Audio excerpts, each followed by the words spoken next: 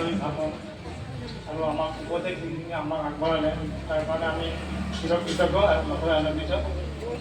এইবাৰ আমাৰ উচ্চ অতিথি মাননীয় শ্ৰীযুত গৌৰ কুমাৰ ভাগৱতী ডাঙৰীয়া মামা বুলি তাক মাতোঁ।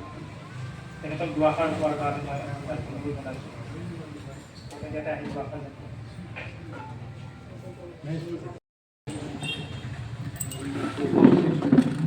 মোৰ শ্ৰদ্ধাৰ অতিথিসকল আৰু সমবেত ৰাইজ, আমাৰ জীৱনৰ সন্ধিয়া তিনিটা: প্ৰভাতী সন্ধ্যা, দুপৰ সন্ধ্যা আৰু বিয়লি সন্ধ্যা।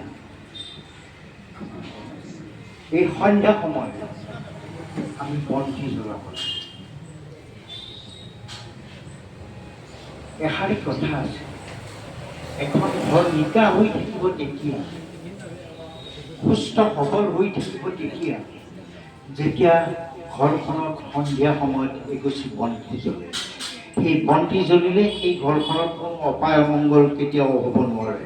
বিপদ আহিব পাৰে, সকলোৰে জীৱনলৈ ধুমুহা আহি সেই ধুমুহা আকৌ আঁতৰিও যায়। সেইকাৰণে এজন কবিয়ে কৈছিলে, সেই কথাষাৰ মোৰ আজিও মনত আছে: সাদৰ পৰত বন্তি জ্বলালো, পোহৰ হ'ল প্ৰাৰ্থনা ঘৰ, নামঘৰ মছজিদ গীৰ্জাত দেখিলো সকলোৱে উন্নতৰ। বিভিন্ন ধৰ্মৰ মানুহে সন্ধিয়া পৰত যেতিয়া চাকি গছ জ্বলাই, প্ৰাৰ্থনা ঘৰ পোহৰ হোৱাৰ দৰে আপোনাৰ ঘৰতো এগছি চাকি জ্বলক। ঘৰখন নৈতিকতাৰে আদৰ্শৰে সুন্দৰ হৈ আহক। আমি একতাৰ ভাতৃত্ববোধ কিয় বজাই ৰাখিব লাগে? বুৰঞ্জী আমাৰ পঢ়িব লাগে। আজিকালি বুৰঞ্জী শিক্ষাটো নাই। মই সিদিনা উভতি আছোঁ যে অসম আৰু মণিপুৰ দুটা প্ৰান্তত অৱস্থিত দুখন ৰাজ্য, কিন্তু তেওঁলোকৰ প্ৰধান বৈষ্ণৱ সংস্কৃতি আৰু অসমতো প্ৰধান বৈষ্ণৱ সংস্কৃতি। আপোনালোকে জানে, আমাৰ অসমত গাঁৱত ভাওনা হোৱাৰ আগতে গায়ন বায়ন গায়, যিটোক আপোনালোকৰ তাত পুংচৰণ বুলি কয়। এটা কথা জানেনে?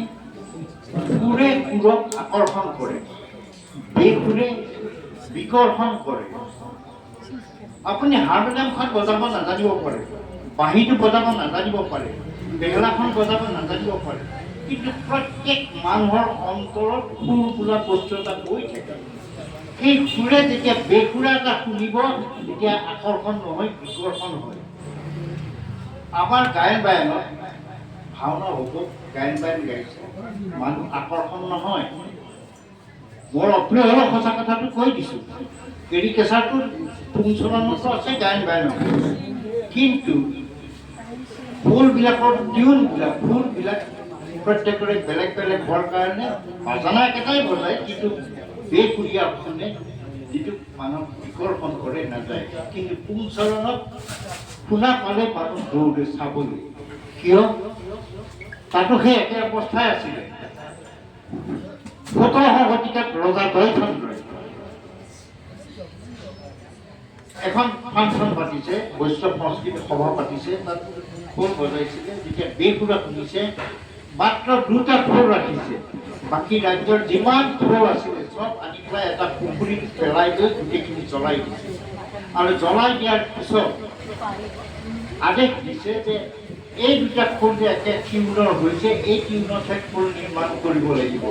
আৰু সুৰ সংযোজন কৰিবৰ কাৰণে তাক টিউনিঙৰ ব্যৱস্থাটো ৰাখি পেলাই একে চাইজৰ একে টিমৰ খোল বনালে, আৰু সেই পুংচৰণৰ কাৰণে আজি মানুহ আকৰ্ষিত হৈ যায়। প্ৰধান কাৰণ সেইটো। আকৌ বুৰঞ্জীৰ আন এটা অধ্যায়লৈ যাওঁ। তেতিয়া মণিপুৰৰ ৰজা আছিলে জয়সিং, আৰু অসমত জয়চন্দ্ৰ ৰূপসিংহৰ দ্বিতীয় পুতেক। মণিপুৰত মান সেনাবিলাকে এনেকুৱা অত্যাচাৰ কৰিছে, আম পকি আছে, পাৰিবলৈ ফৰমুঠি নেমাৰে, সৰু বাচ্চা এটাক ঠেঙত ধৰি লৈ দলি মাৰি দিয়ে আমত পৰিব। মহিলাসকলৰ নানা অত্যাচাৰ কৰিছে। তেতিয়া জয় সিঙে অসমৰ জয়ধ্বজ সিঙক আহ্বান জনালে যে আমাক ৰক্ষা কৰে মানুহৰ অত্যাচাৰৰ পৰা। তেতিয়া ৰজাই সঁহাৰি জনাই হৰনাথ ফুকনৰ নেতৃত্বত এদল সৈন্য পঠিয়াই দিলে। দুৰ্গম ৰাস্তা লতাত মাতি গৈ থাকোঁতে তেওঁলোক গৈয়ে নেপালে।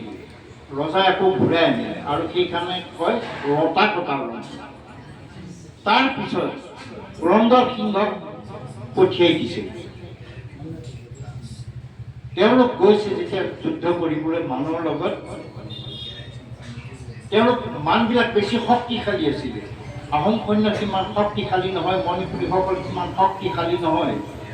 তেতিয়া পুৰন্দৰ সিংহই কি কৰিলে, হাতীত ধৰি কিছুমান সাপ উলিয়ালে। সেই সাপবিলাকৰ ডিঙিটো চাপা মাৰি দিয়ে, বাতি এটাত বিষখিনি লয় আৰু ধনুকাঁড়ত যিডাল কাঁড় থাকে কাঁড়খিনি হাতটো খুলি লৈ সেই বিষত তিয়াই দিয়ে আৰু পিছত ধনুকণত লগাই মাৰি দিয়ে। অকণমান ঘা লাগিলে সেইটো মৰিয়ে থাকে। তেনেকৈ যুঁজ কৰি পেলাই মান সেনাক খেদালে। ৰজা জয়ধ্বজ সিংহলে কৃতজ্ঞতাৰ চিন স্বৰূপে সামাজিকভাৱে তেওঁ জীয়ৰী কুৰংগ নয়নীক ৰজালৈ বিয়া দিলে। উলক পালেৰে সামাজিকভাৱে বিয়া দিছে।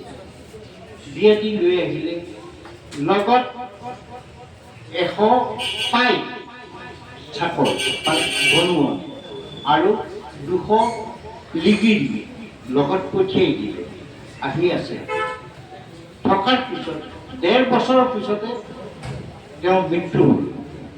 তেতিয়া কুৰংগ নয়নী তেওঁৰ স্বামীৰ ভায়েকক ফুলেশ্বৰ কোঁৱৰৰ লগত বিবাহ পাতি দিলে। বিবাহ পাতি দি আছে। চব কুৰংগ নয়নীৰ অৱদান কিমান অসমীয়া সমাজত আহোম খানাত বুৰঞ্জীয়ে সেয়া সকীয়াই গৈছে। সেই সময়তে আৰম্ভ হ'ল মোৱামৰীয়া বিদ্ৰোহ। তেওঁলোকে আহোম ৰজাক বন্দী কৰিলে, ডা-ডমৰীয়াসকলক বন্দী কৰি থৈ দিছে আৰু মহাৰাণী কুৰংগ নয়নীকো তেওঁৰ লগৰীয়াবিলাকৰ লগত ঘৰত গৃহবন্দী কৰি থৈ দিছে। তেনেকৈ 2টা বছৰ পাৰ হৈ কুৰংগ নয়নীয়ে চিন্তা কৰিলে যে আহোম ৰাজ কেনেকৈ আকৌ ঘূৰাই আনিব পাৰে। এই চিন্তাটো তেওঁ মগ্ন হৈ আছে। এদিন ফুলেশ্বৰ কোঁৱৰক ক'লে যে বিহু আহিছে, পৰহিলে বিহু, গতিকে বিহুৰ বতৰত আমাৰ ঘৰলৈ তেওঁলোকক আমন্ত্ৰণ জনাওঁ। আমি আহোম সমাজেও তেওঁলোকক গৃহস্থৰূপে সেৱা কৰিম। এই বুলি মৰাণ বিহু দলটিক মাতি আনিলে, যিবিলাকে বিদ্ৰোহ কৰি ৰাজ সিংহাসন লৈছিলে। মাতি আনিলে, আহোমসকল আহিছে। আহি পেলাই ৰাঘৱ মৰাণে তেওঁলোকক বন্দী কৰি থৈছিলে নহয়। এই সেৱা কৰোঁতে, হুঁচৰিৰ ওচৰত সেৱা কৰোঁতে কুৰংগ নয়নীয়ে তৰোৱালখন লৈ পেলাই মাৰি দিলে। শিৰচ্ছেদ কৰি প্ৰথমতে পেটত খুচিলে, তাৰপিছত শিৰচ্ছেদ কৰিলে। তেনেকেই আকৌ আহোম সেনাই এই ৰাজ্যভাৰ সপি ল'ব পাৰিলে আৰু তেনেদৰে 600 বছৰ আহোম ৰাজ চলি আছে। এতিয়াও চাওক, কুৰংগ নয়নীৰ লগত অহা 300 লোকৰ পৰা বাঢ়ি বাঢ়ি গৈ এতিয়া 7খন গাঁও নাজিৰাত আছে। আপোনালোকৰ এতিয়া সংস্কৃতিৰে মানুহ, তেওঁলোকে অসমীয়া কৃষ্টিক বাছি লৈছে, হ'লেও নিজৰ কৃষ্টিক এৰি দিয়া নাই। ভূপেন হাজৰিকাই কৈছিলে, মোৰ আই ভতিলি হলিও, মোৰ আই আই, মোৰ আই সন্মানী। গতিকে নিজৰ সভ্যতা, নিজৰ সংস্কৃতিক নিজে বচাই ৰাখিব লাগিব। আজি চাওক, আজিৰ সভাখনত আপোনালোক সকলোৱে সুন্দৰ সাজত আহিছে, কেনে সুন্দৰ লাগিছে। নিজৰ সংস্কৃতি যদি এনেদৰে বজাই ৰাখে, সকলোৱে মূৰ ধৰি দুখ খাইছে। আপোনা আপুনি দুখ সভ্যতা সংস্কৃতি মাতৃভাষা সকলোৰে সন্মান জনাই চলিব লাগে। সেইকাৰণে অসমত অসমীয়া ভাষাটো বৰাকত তেনেকৈ কৰিব দ্বিতীয় ভাষা, বড়োলেণ্ডতো দ্বিতীয় ভাষা, কিন্তু অসমীয়া ভাষা ভাৰতীয় কোনো প্ৰান্তীয় ভাষাতে যেতিয়া গদ্য সাহিত্যৰ সৃষ্টি হোৱা নাছিল, অসমীয়া ভাষাতে গদ্য সাহিত্যৰ সৃষ্টি হৈছিল। অসমত তেতিয়া ইউনিভাৰ্চিটিয়েই নাই। কেলকাতা ইউনিভাৰ্চিটিত পঢ়িছিলে চন্দ্ৰকুমাৰ আগৰৱালা, কালিৰাম মেধি, লক্ষ্মীনাথ বেজবৰুৱা, এওঁলোকে কেলকাতা ইউনিভাৰ্চিটিত পঢ়িছিলে।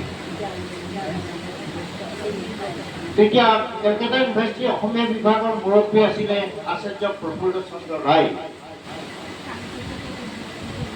আৰু সেই কথা ডক্টৰ বাণীকান্ত কাকতিয়ে আছামিজ ফৰ্মেশ্যন এণ্ড ডেভেলপমেণ্ট কিতাপখনত উল্লেখ কৰিছে যে অসমৰ শংকৰদেৱৰ ঠিক পিছতেই তেওঁলোকে সুৰীয়া ভাষাৰ নিজৰ কথা সাহিত্য কেতিয়া ভাগৱত ভট্টাচাৰ্য, বৈকুণ্ঠনাথ ভাগৱত ভট্টাচাৰ্যই কথা গীতা আৰু কথা ভাগৱত গদ্য সাহিত্যত লিখিছিলে। এই কথা আচাৰ্য প্ৰফুল্ল চন্দ্ৰ ৰায়ে কৈছিলে, Assamese poet literature developed to a stage in the far distant 16th century, which no other literature of the world reached except writings of Hokkaren Letiman Land. So, অসমীয়া ভাষা কিমান সুন্দৰ, কিমান সাৱলীল, কিমান যুগল। জ্যোতিপ্ৰসাদ আহিছিলে বিকানীৰ পৰা। ইয়াত উত্তৰ অসমত চাহ বাগান খুলি তেওঁলোকে ব্যৱসায় কৰিছিলে। তেওঁলোকৰ ককাক চন্দ্ৰকুমাৰ আগৰৱালাই প্ৰথম অসমীয়া কবিতা পুথিখন লিখিছিলে প্ৰতিমা। প্ৰতিমাখন সৰু অকণমানি ৰোমান্টিক কবিতা। বেজবৰুৱাই ক'লে, লক্ষ্মীনাথ বেজবৰুৱাই ক'লে, প্ৰতিমাখন অতি সৰু কিন্তু ভাজ সোণৰ, ইমান সুন্দৰ কবিতা। আৰু সেই জ্যোতিপ্ৰসাদেই আজি অসমীয়া সমাজৰ প্ৰতস্মৰণীয় ব্যক্তি, যি গীতেৰে কথাৰে আনকি শ্বহীদ হ'বলৈকো তেওঁ আগবাঢ়ি গৈছিলে। মুক্তি সেনানীক জয় গান গাই ৰাস্তাই ৰাস্তাই গোটেই অসমীয়া বঙালী মাৰোৱাৰী যত যিমান মানুহ আছে সকলোকে জয় গান গাই ৰাস্তাই ৰাস্তাই বিপ্লৱী গীত গাই সকলোকে উদ্বুদ্ধ কৰিছিলে দেশ মাতৃক ৰক্ষা কৰিব। সেই আদৰ্শ আমি কিয় ল'ব নোৱাৰোঁ? সিদিনা শিৱসাগৰত সেইটো দুৰ্যোগ হৈ গৈছে আৰু টিভিত আপোনালোকে দেখা পাইছে চাগে। এইকেইদিন ভূবিজ্ঞানীয়ে এটা সতৰ্কবাণী দিছে যে অসম আৰু উত্তৰ পূৰ্বাঞ্চলত 8.5 বা 9 ৰিক্টাৰ স্কেলত এটা প্ৰবল ভূমিকম্প অহাৰ সম্ভাৱনা আছে। হ'বও পাৰে, নহ'বও পাৰে। হোৱাটোৰ সম্ভাৱনা বেছি, যিটো প্লেটৰ চাইজ পৰি গৈছে সেইটো সম্ভাৱনা বেছি। তেতিয়া কি কৰিব? এই ল'ব লগা সাৱধানতাখিনি আমি এনেকৈ সভা পাতি মানুহক বুজাই মেলি তেনেকৈ এক্সপাৰ্ট আনি পেলাই আমি কৰি ল'ব লাগিব। আৰু আমাৰ আনৰ কথা নকওঁ, আমাৰ নিজৰ গাত চিকুটি চাওকচোন। বাৰিষা সময়ত চবৰে ঘৰে ঘৰে এভেইলেবল পানী, কিন্তু খৰালি আহিলে পানীৰ কাৰণে হাহাকাৰ। পানী কিনিব লাগে 300-400, এইবাৰ এতিয়া দাম বাঢ়িছে বুলি আৰু বাঢ়িছে। চৰকাৰৰ বিভিন্ন আঁচনি আছে। মই আমাৰ গোটেই খালবাৰে বিভিন্ন উন্নয়ন সমিতি আছে, হেৰি আছে, স্বাস্থ্য সমিতি আছে, কিবা আছে, বিভিন্ন জানত কৰিছে। গোপাল নগৰত জাইকাৰ পানী গৈছে, চোনচাৰিত গৈছে, আনন্দ নগৰত গৈছে। আমাৰ খালবাৰীত কিয় নাই? জ্যোতিনগৰতো গৈছে, আমাৰ ইয়াত কিয় নাই? হ'ব হ'ব, কৈছোঁ নহয়। মই আটাইতকৈ ঘৃণা কৰোঁ ৰাজনীতি। সকলোৱে MLA হ'বলৈ চাই, কাউন্সিলাৰ হ'বলৈ চাই, কিবা আমি একো হ'বলৈ নিবিচাৰোঁ। আটাইতকৈ ঘৃণা কৰোঁ ৰাজনীতি, সন্মান কৰোঁ সংস্কৃতি। আমি সংস্কৃতিৰে বান খাওঁ, ৰাজনীতি এইবিলাক কৰিবলৈ নাযাওঁ। মই MLA খেলিবলৈ অহা নাই, ইয়াত কোনো কাউন্সিলাৰো হ'বলৈ নাযাওঁ। সমাজ সেৱাৰ নামত এজন লেবাৰ হৈ থাকিল বস্তা দাঙি। সিদিনা ল'ৰাকেইজনে যেনেকৈ মই বস্তাকেইটা দিয়াৰ লগে লগে ক'ৰবাত ধৰি লৈ পেলাই তেওঁলোকে উঠাই দিছে, তাতো তেওঁলোকে কষ্ট কৰিছে। সেই যুৱ সমাজক সন্মান জনাই কৈছোঁ, সমাজৰ গুৰি কথা ধৰিবলৈ তোমালোক আগবাঢ়ি যায়। হাতে হাত মিলাই আমি সমাজখন আগুৱাই লৈ যাওঁ, এই আশাৰে মোৰ বক্তব্য সামৰিছোঁ। ধন্যবাদ আপোনাৰ বহুমূলীয়া ভাষণ আগবঢ়াৰ কাৰণে। আমাৰ বেছি দীঘলীয়া নকৰি আমি খুব কম সময়ত এতিয়া মই আমাৰ 3 নম্বৰ শালবাৰে আমাৰ নামঘৰ কমিটিৰ সভাপতি দুআষাৰ আমাৰ মঞ্চত আহি কেনে কোৱাৰ কাৰণে মই অনুৰোধ জনাইছোঁ।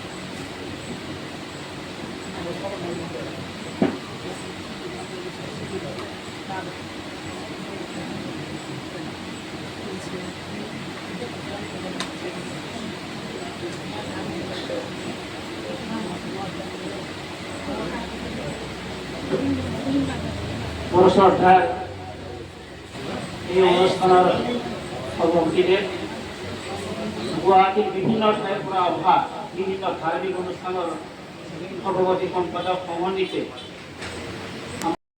শ্ৰদ্ধাৰ ৰাইজ, এতিয়াৰ পৰাই এই কামত হাত দিছে, কামবিলাক ফলপ্ৰসূ হৈ আহিছে।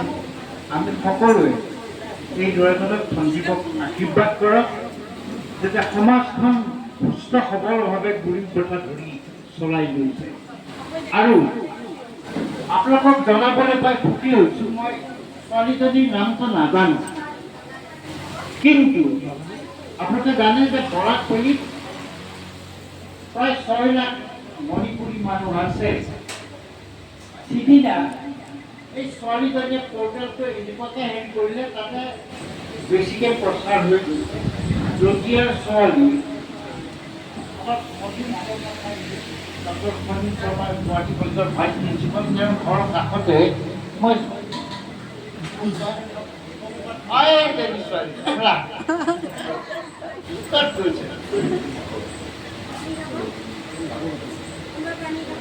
নিউজ পৰ্টেলত মইতো জনসংযোগৰে আছোঁ, এই ছোৱালীজনীক আশীৰ্বাদ কৰিব আপোনালোকৰ নিউজ বৰাকপল্লীত বঢ়িয়াকৈ ভাইৰেল কৰিছে। মই ইনপুটটো পাই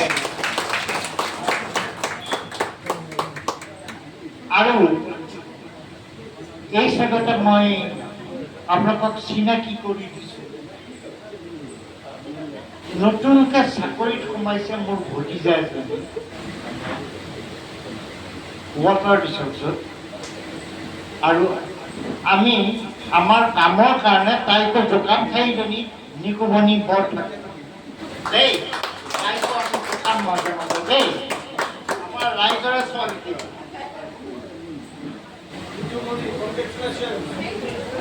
ধন্যবাদ আপোনালৈ। আমাৰ কামনা থাকিল ভৱিষ্যতে যাতে আপুনি সমাজৰ হয়, দেশৰ হয়, যাতে আপুনি ভাল কাম কৰি যাব পাৰে। আপোনালোকৰ সহায় সহযোগিতা আপোনাৰ সহায় সহযোগিতা আমি সদায় পাম বুলি আশা ৰাখিছোঁ। মই ইয়াতে ক'ব বিচাৰিছোঁ, আজি এই যিটো প্ৰীতি ভোজ, এইটোৱে আমাৰ এটা আৰম্ভণি। আমি এই প্ৰীতি ভোজটো অতি সোনকালে আমি অহা বছৰৰ ভিতৰত আমি কলাক্ষেত্ৰৰ মজিয়াত আমি প্ৰায় 700 পৰা 1000 অসমীয়া মেইডে পৰাই লগ হৈ আমি এইটো আয়োজন কৰাৰ এটা পদক্ষেপ লোৱাৰ কাৰণে আমি চিন্তা চলাই আছোঁ। আপোনালোকৰ যদি সহায় সহযোগিতা পাওঁ তেনেহ'লে নিশ্চয় আমি সফল হ'ব পাৰিম। আৰু আমি তাতে গোটেই নৰ্থ ইষ্টত আমি প্ৰচাৰ মাধ্যমৰ জৰিয়তে আমি দেখুৱাব বিচাৰোঁ যে আমি এক অসমীয়া মেইডে সদায় এক আছে আৰু ভৱিষ্যতে যাতে আৰু বেছি মই দীঘলীয়া নকওঁ। মই আমাৰ সভাপতিক দুআষাৰ কৈ কেনে আজিৰ সভাৰ সামৰণি মৰাৰ কাৰণে অনুৰোধ জনাইছোঁ।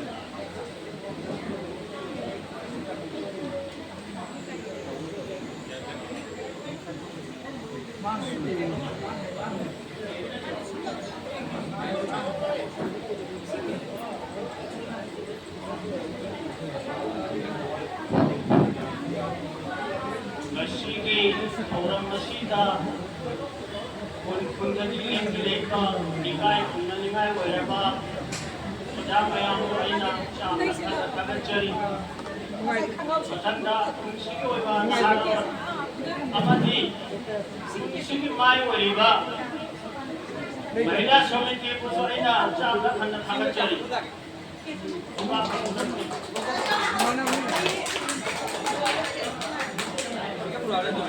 ধন্যবাদ জানাইছো কোটি কোটি আবতিদা আপনার আজি কেজি ভোজন আমি সব মিলে আপনার আনন্দিত উঠাম